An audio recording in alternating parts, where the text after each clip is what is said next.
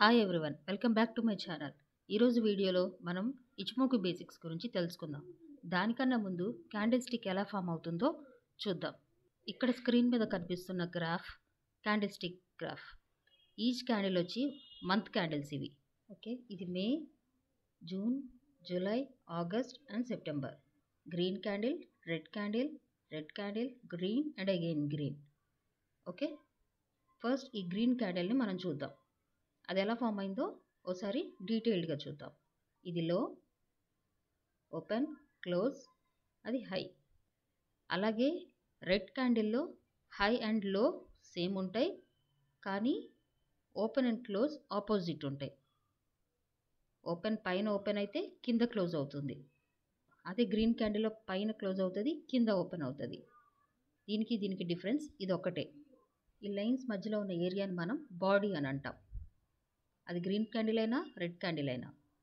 ఈ పైన కింద ఉన్న లైన్స్ వచ్చేసి విక్స్ అని పిలుస్తాం. ఇది అప్పర్ విక్ అయితే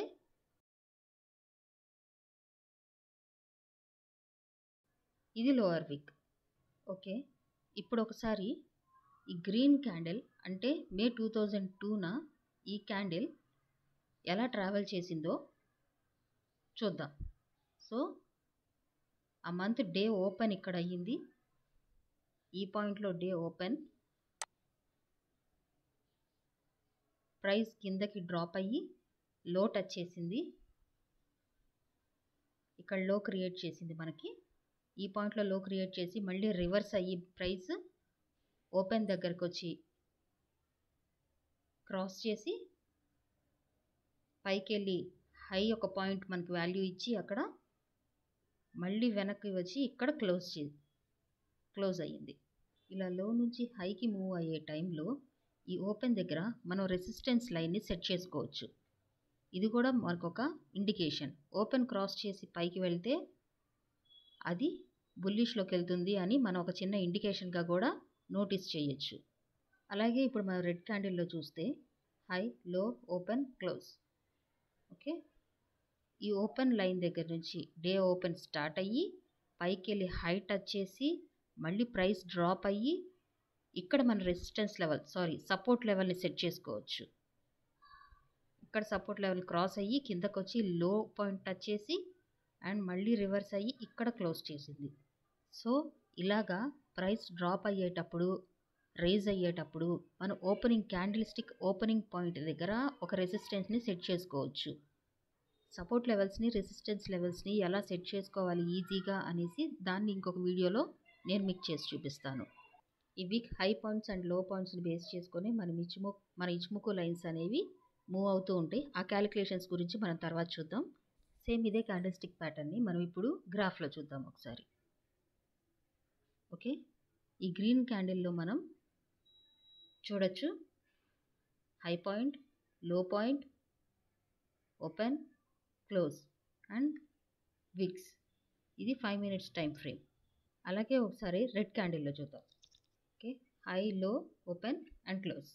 ఓకే, ఇప్పుడు మన గ్రాఫ్ మీద ఇచ్మోకు ఇండికేటర్ని డిస్ప్లే చేయడానికి ఇండికేటర్స్లోకి వెళ్ళి ఇచ్మోకు క్లౌడ్ అని టైప్ చేస్తే ICHI కింద ఆల్రెడీ మనకి ఇచ్మోకు క్లౌడ్ అని కనిపిస్తుంది. దాన్ని ప్రెస్ చేస్తే ఓకే ఇండికేటర్ మన స్క్రీన్ మీద కనబడుతుంది. ఫస్ట్ టైం ఈ ఇండికేటర్ని చూసే వాళ్ళందరికీ చాలా కన్ఫ్యూజింగ్గా ఉంటుంది, ఏమీ అర్థం అవ్వదు. ఎందుకు అనంటే ఈ ఇండికేటర్లో మనకి 5 components at a time move అవుతూ ఉంటాయి కాబట్టి కన్ఫ్యూజన్గానే ఉంటుంది.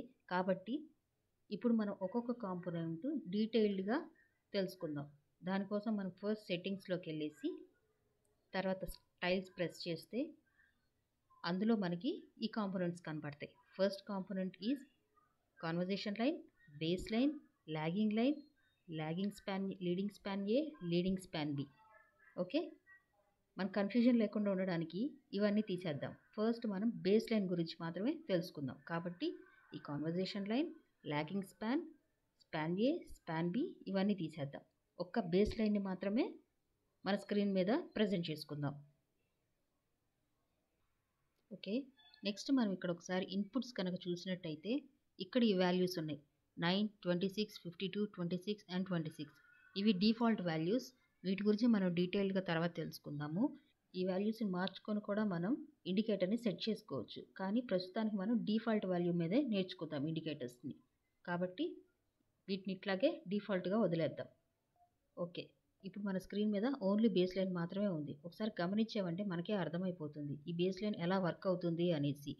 బేస్ లైన్ యాక్చువల్గా ఎలా వర్క్ అవుతుంది అని అంటే, ఎప్పుడైతే మన క్యాండిల్స్ బేస్ లైన్ని క్రాస్ చేసి కిందకి వెళ్తాయో డౌన్ ట్రెండ్లో ఉన్నాం మనం అని అర్థం. ఎప్పుడైతే క్యాండిల్స్ బేస్ లైన్ని క్రాస్ చేసి డౌన్వర్డ్ డైరెక్షన్ మూవ్ అవుతున్నాయో అప్పుడు మార్కెట్ డౌన్వర్డ్ డైరెక్షన్లో మూవ్ అవుతుంది అని మనం నోటీస్ చేయొచ్చు. అలాగే ఎప్పుడైతే బేస్ లైన్ని క్రాస్ చేసి అప్వర్డ్ డైరెక్షన్కి వెళ్తున్నాయో అప్పుడు మూవింగ్ ప్రైస్ పెరుగుతుంది అని కూడా మనం నోటీస్ చేయొచ్చు. ఒకసారి చూద్దాం, ప్రాక్టికల్గా చూద్దాం ఒకసారి. ఎప్పుడైతే ఈ క్యాండిల్స్ క్రాస్ చేసి కిందకు వచ్చాయో ట్రెండ్ మారింది అని మనం గెస్ చేయొచ్చు. అలాగే ఇక్కడ చూస్తే ఈ క్యాండిల్స్ క్రాస్ చేసి అప్వర్డ్ డైరెక్షన్కి మూవ్ అయ్యాయి. కాబట్టి ఎవరైతే మనం పుట్ ఆప్షన్స్లో ఉన్నామో మనం ఎగ్జిట్ అవ్వాలి అని అనడానికి ఈ బేస్ లైన్ బాగా యూజ్ అవుతుంది మనకి.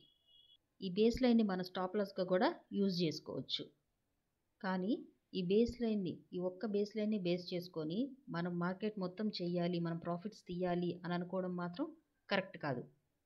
మనం రేపటి వీడియోలో కాన్వర్జేషన్ లైన్ గురించి, అలాగే base line and conversation line crossings గురించి తెలుసుకుందాం. ఈరోజు వీడియోలో మీకు ఏమైనా డౌట్స్ ఉన్నట్టయితే కనుక కామెంట్ సెక్షన్లో టైప్ చేయండి. Please like, share and subscribe. See you in next video. Thank you.